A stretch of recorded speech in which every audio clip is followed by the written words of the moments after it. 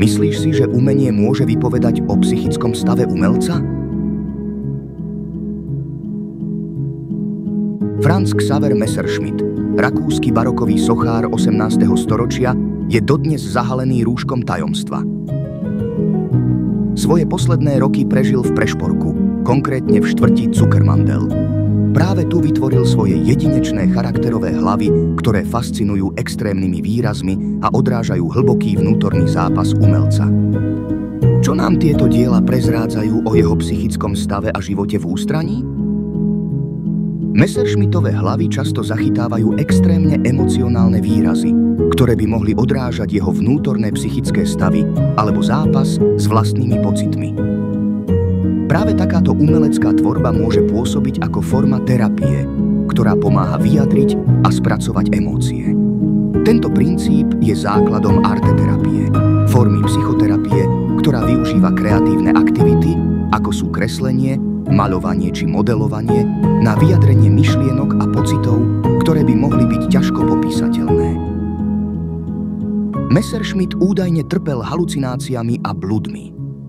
Podľa historických zdrojov veril, že existujú démonické sily, ktoré ho prenasledujú a že jeho sochy mali ochrannú funkciu proti týmto silám. Niektorí odborníci špekulujú, že jeho symptómy mohli byť spojené so schizofréniou, ktorá by vysvetľovala bludy, halucinácie a narušený kontakt s realitou. Neexistujú však priame dôkazy, ktoré by umožnili jasnú diagnostiku Messerschmittovho stavu. Messerschmitt žil v neskorších rokoch v ústraní Prešporka.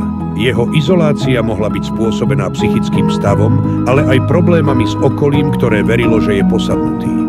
Messerschmitt bol mimoriadne talentovaný umelec, ktorého psychický stav výrazne ovplyvnil jeho prácu.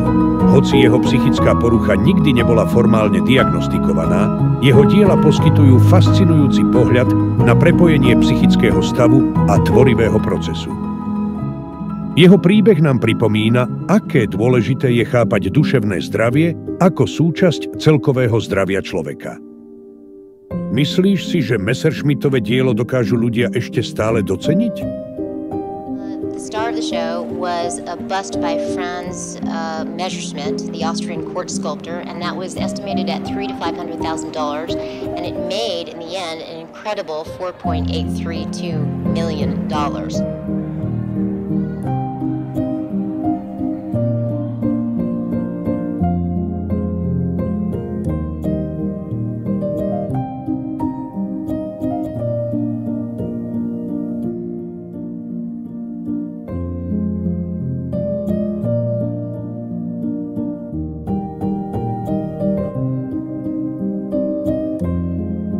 Vraj to v hlave nemá celkom v poriadku.